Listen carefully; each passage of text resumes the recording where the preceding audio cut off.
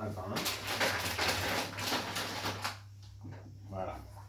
Alors, parlez-moi maintenant un peu la fin de vos études et le début, la rentrée dans la vie professionnelle. Alors, la première erreur que j'ai faite, c'est de ne pas avoir écouté mon père. Parce que mon père m'a poussé à continuer mes études. Quand j'ai passé le brevet, et là j'ai dit, bon, maintenant je m'arrête, je veux travailler, je veux des sous, je veux vivre. C'était l'après-guerre. Mon père a tout fait pour que je continue mes études. J'ai dit non, et voilà, voilà, tu ne veux pas aller au boulot. C'était le... Et voilà, et j'ai continué à être embauché par les Refux, c'est-à-dire par M. Anglade. Et à partir de là, j'ai commencé à tirer des câbles à bord des navires. Et puis, M. Anglade, le fils d'Anglade, lui, avait quitté la région, il est parti avec sa mère parce que le couple n'allait pas. Bon, je sais qu'il était un fanat des arts martiaux, il a réussi dans cette branche, et je les ai perdus de vue, je l'ai perdu de vue, je ne sais plus. Mais moi, je suis resté donc à Port-de-Bouc, je suis resté à l'Étifus. Et je suis resté jusqu'à l'armée, jusqu'à ce que je sois réalisé Service militaire. mon service militaire. Alors, M. Anglade m'avait pris à côté de lui dans son bureau pour faire des relevés, pour faire des pointages, Et petit à petit, ça m'a donné envie de continuer dans les bureaux d'études. Et c'est ça qui m'a mis les pieds à l'étrier. Bon, M. Anglade, de l'autre côté, avait besoin d'un coursier, et le coursier, c'était moi. Parce qu'à cette époque-là, le téléphone, pour téléphoner à Marseille, il fallait un quart d'heure, hein, et pour communiquer, aller chercher des pièces et compagnie, il y avait la SNCF. Donc moi, M. Anglade m'avait bien instruit, m'avait bien expliqué, et je faisais un peu le coursier entre Port-de-Bouc et Marseille. J'allais à l'Électriflux, c'était à l'avenue de Toulon à Marseille. C'est où ça? C'est dans quel coin? C'est la rue de Toulon, c'est la rue Breteuil, tu arrives à la place Castellane. Ouais. Tu prends le boulevard de Toulon, c'est un boulevard qui part sur la gauche et qui monte vers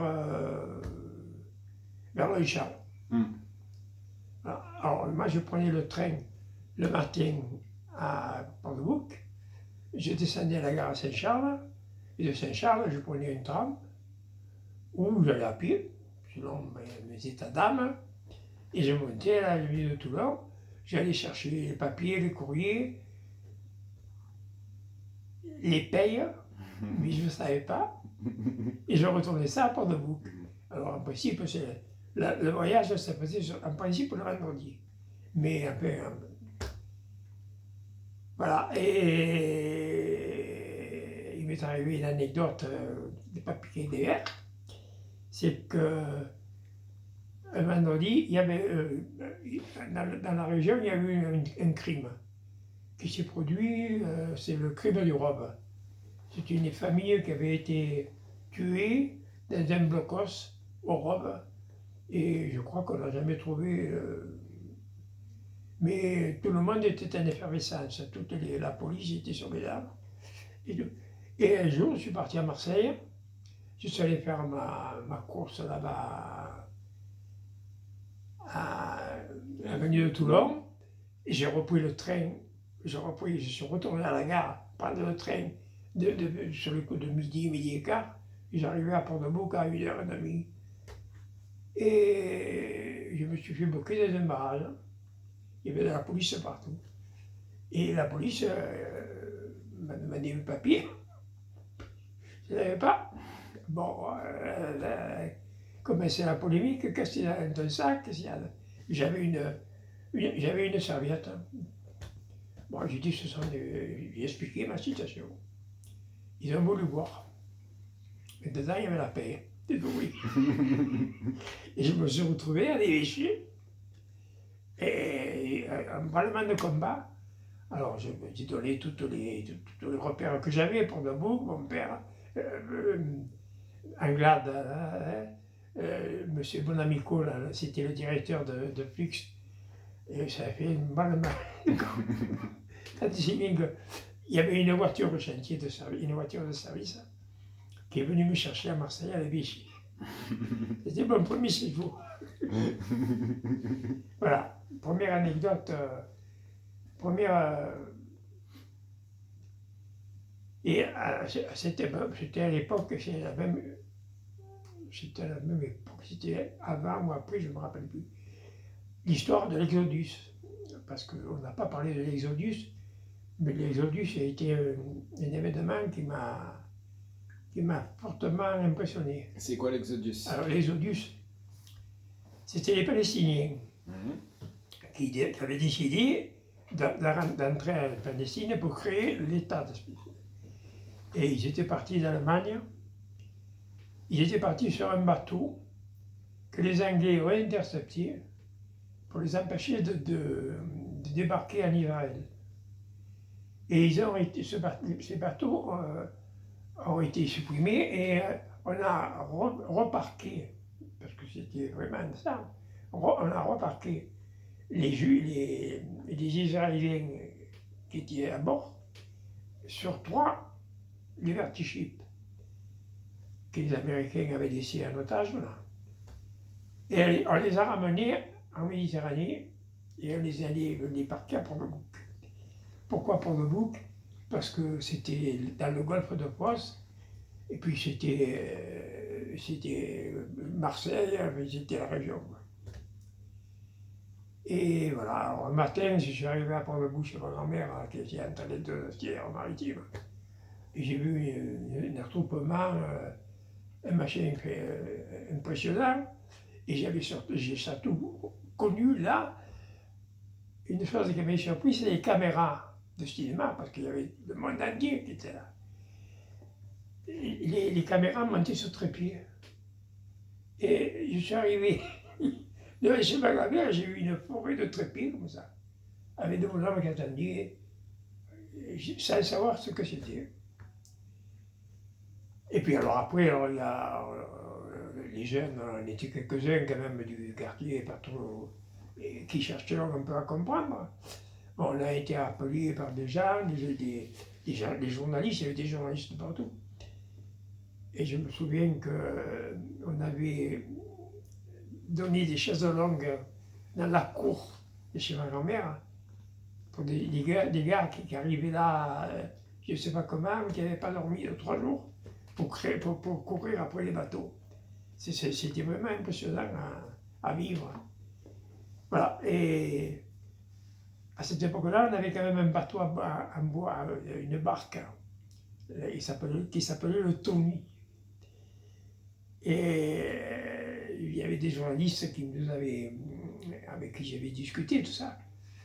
Et on a essayé de les amener plus près des bateaux, des ships, pour les faire des Liberty Ships, pour leur faire prendre des photos. On savait très bien qu'on ne pouvait pas avancer parce qu'il y avait des navettes, des corvettes qui tournaient autour, je veux dire. Et voilà. Alors le bateau à rame, la passe de Port-le-Bouc.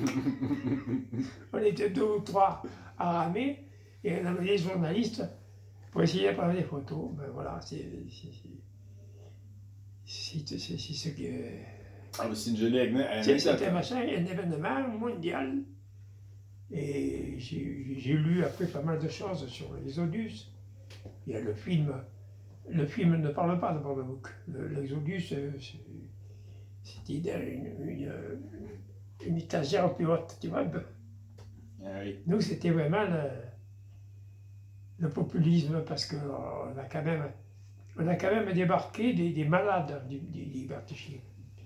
Et ces malades, les vedettes des filières maritimes, les pilotages surtout, les vedettes de pilotage, les amener sur la Port-de-Bouc, au canal, là, au débarcadère qui avait été créé. Et de là, on les menait dans une salle de la mairie, à la rue Gambetta. Puis les plus malades étaient dirigés sur Marseille, dans les hôpitaux. C'est toute une organisation que nous avons vécue.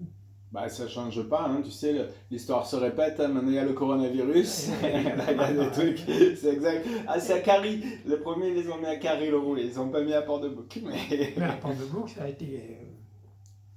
S'il y avait les cinq plus gros événements, les 5 événements qui t'ont le plus marqué de toute ta vie, s'il y avait un top 5 à faire, l'Exodus ou les choses les plus grandes que tu aies vues de vivre ou d'actualité, n'importe. Alors, d'actualité, j'ai vécu pas mal de choses. Le chantier de Port-de-Bouc a toujours été un chantier réfractaire. Elle a toujours été à l'avant-garde du progrès social, dit social. J'ai jamais été d'accord, mais ça c'est après mon armée, c'est quand même après l'armée, ça c'est quand j'étais adulte, ça. Oui, mais c'est pas grave, c'est pas grave. Là on va, tiens regarde, on va faire une. Alors fais-nous un petit, la suite au prochain épisode. Bon alors écoute, la suite au prochain épisode. Très bien. Je vous laisse faire.